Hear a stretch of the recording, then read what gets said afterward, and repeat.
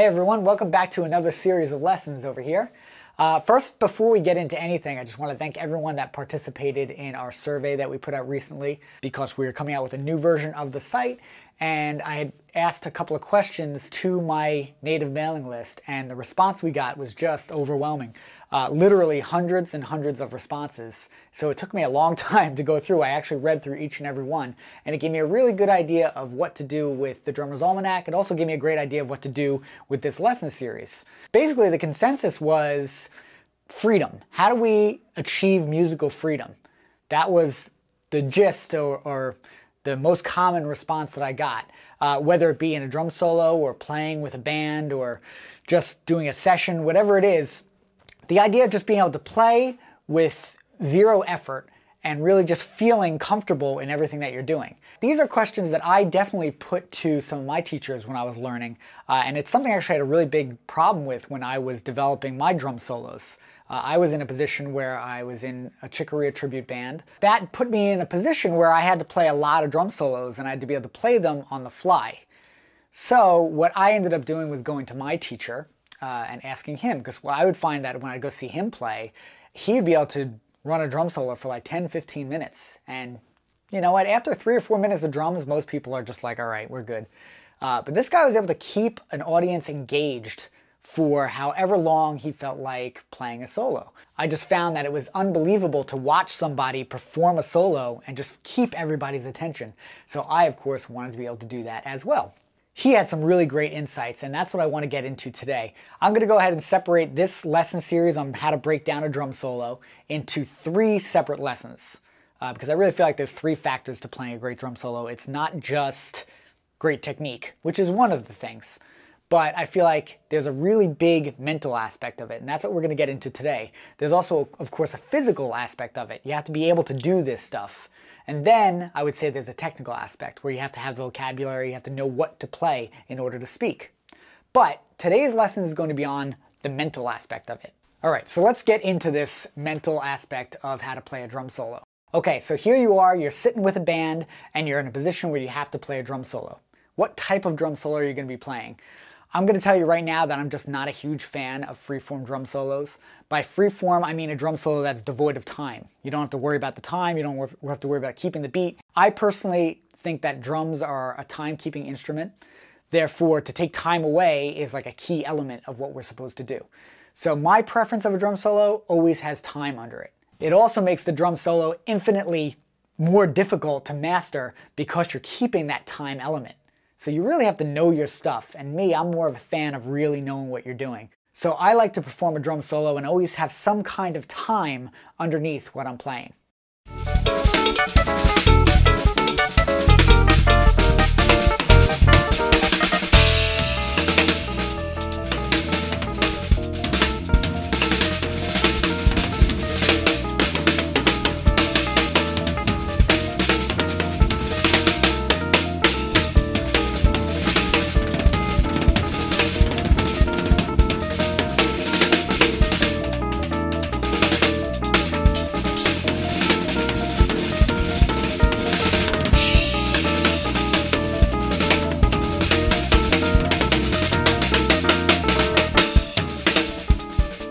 So step 1 in thinking about a drum solo. Now, when I was really starting to develop the idea of how to play an interesting drum solo, I went to my teacher and friend, Frank Bellucci, and his answer was very interesting, and it actually set the pace for the way I think about drum solos, especially from the mental standpoint.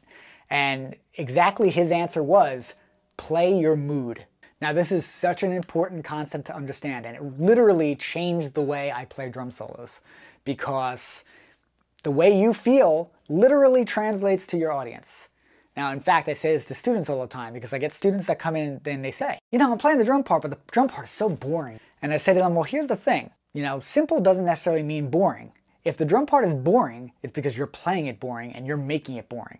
And that translates to, because you feel bored, they feel bored.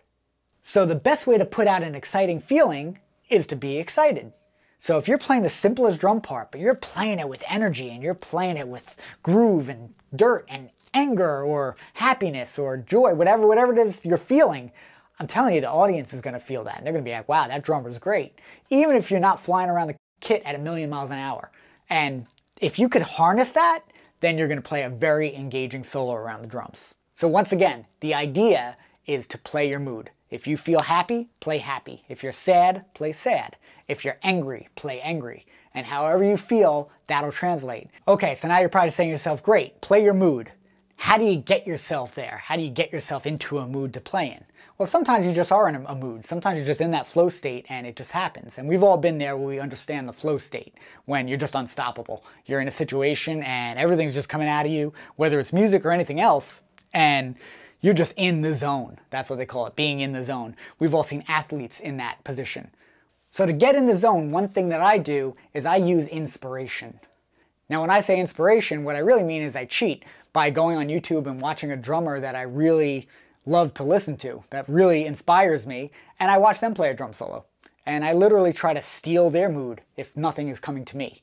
So I'll watch something that engages me, like say someone like a Fenichel or a Dave Weckl, or Tony Royster Jr., and it gives me a vibe. It gives me something I can borrow from someone else that inspires me to get into that zone. I showed one of my students, who incidentally was asking me about this whole drum solo idea and how to develop it and how to really sound engaging, and I went ahead and used this technique of inspiration. We literally went on YouTube and I showed him 2 very different kinds of drum solos. And I said, which one of these solos really grabs you? And the first one was by Thomas Lang, who's a fantastic technician. He was playing around the set, he was really going fast, he was doing all the stick flip twirl, showmanship stuff. Really, really flamboyant in the way he was playing around the kit. And that, spoke to this kid on a certain level. And I said, okay, now there's that kind of drum solo. Now let's talk about this one. And I pulled up a drum solo by Peter Erskine. Now this was in a jazz trio setting, much more subdued and much more about musicality than about chops and phrasing. So he was really speaking through the instrument. He was playing with dynamics. He was really communicating with the other musicians. There was time happening. There was form. So a very, very different idea of a drum solo. Now again, I'm not saying one is better than the other. This guy's better than that guy. It's not about that. But those were 2 very different drum solos and gave this guy ideas for how he wanted to sound. Okay, so now we've talked about all these different things for how to think about a drum solo, the mental side of it, how to think about it, how to put out your emotions. That's all well and good. How do we practice it? So it's the idea of really isolating the thing you want to practice. In this case, it's the musicality. So the way we isolate that is by doing a trading exercise. Now I'm going to show you an example of how this would work with the student. Basically what I would do is I would ask my student to play 4 bars of groove, followed by 4 bars of drum solo. But the rule is he's only allowed to use 1 rhythm at a time. In this case, we'll say quarter notes. So you're only allowed to play quarter notes, no rests, no pauses, you got to keep it on the time, and you can't change that rhythm. No going faster, no going slower. His job is to make that drum solo with quarter notes sound musical. So now more often than not, what would happen in this situation is my student would play something like this.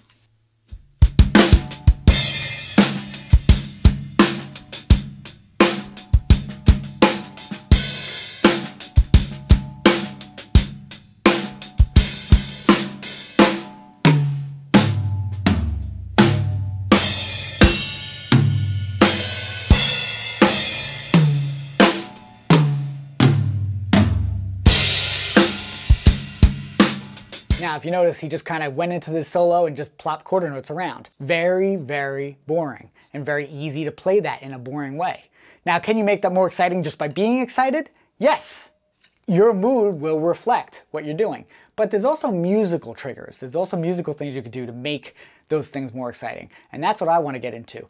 So I would do something more like this.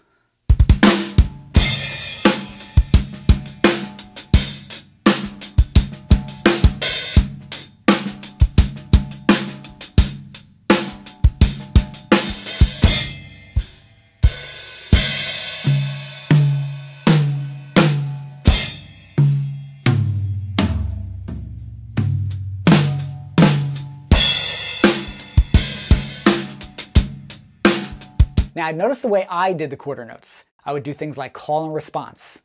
That is, I start with one idea, one motif, and I respond somewhere else. Things like dynamics, getting louder, softer, more dramatic, less dramatic. That makes things sound more exciting.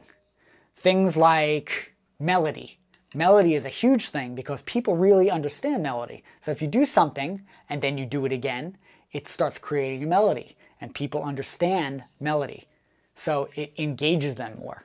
So the whole idea behind this exercise is to create an exciting drum solo without the use of just trying to play fast and moving around the drums. It's the idea of using these musical type of things to make it more exciting. And this helps you develop your musicality by setting these rules. So to sum this up and show you how I would practice it, I'm going to go through the entire table of time this way. I'm going to play 4 measures of time followed by 4 measures of drum solo, but I'm going to only allow myself to play 1 rhythm at a time, starting with quarter notes.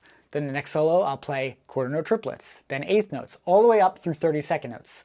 Now of course when we get up to 30-second notes, or those faster rhythms, it's going to sound more exciting just because we're playing a faster rhythm. But try not to lose sight of the musicality. That's what you're really trying to focus on here, not just playing fast technical things.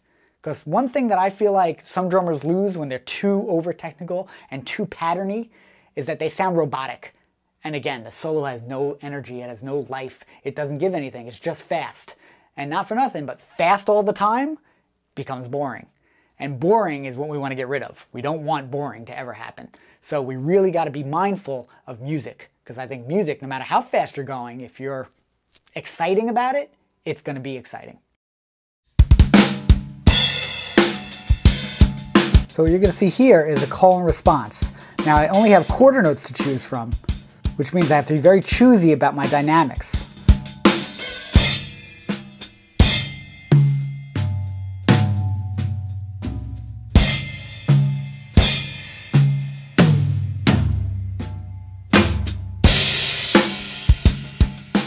Okay, now we move to quarter note triplets, a little bit faster in the rhythm. Again, dynamics and call and response.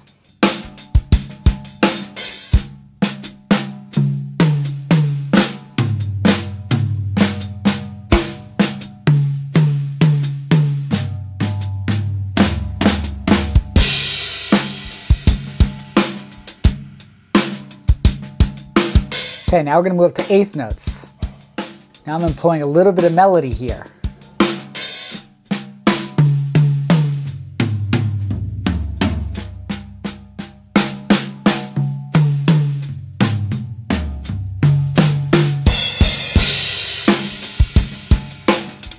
Going to move a little quicker with the eighth note triplets. Call on the snare, respond on the high tom. Then the conversation graduates between the toms, the snare, and the bass drum.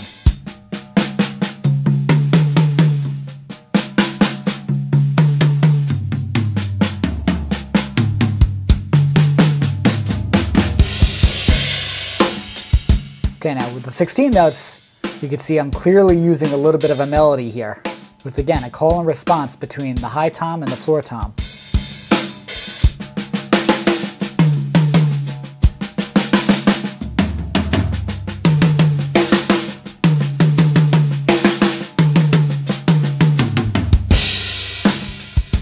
Here with the 16 note triplets, we have the motif starting with the hi-hat, snare drum, rack tom, and then we respond around the rest of the toms. Keep an eye on the dynamics as I move through.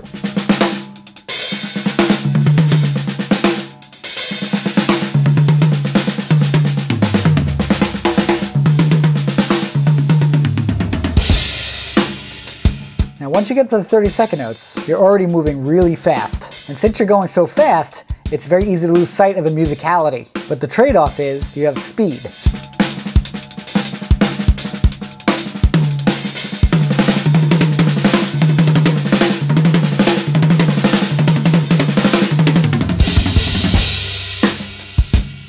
Speed in and of itself is going to make it sound more exciting. So even if you fall short a little musically, you have the speed to back you up.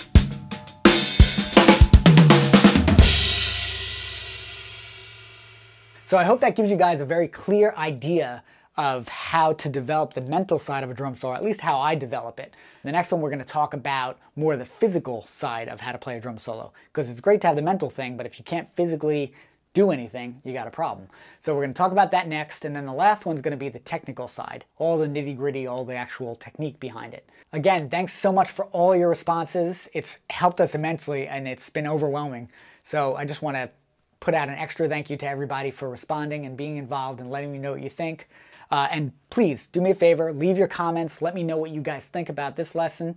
If anyone has any other ideas or ways to chime in or has any direct questions for me, I always read those comments, so feel free to please drop those in there. Of course, this lesson is going to go up onto the Drummer's Almanac in the lesson section, and there'll be comments there as well. But definitely keep them coming. Let me know what you guys think, and that's going to wrap up this lesson, and I'll see you guys for the next one.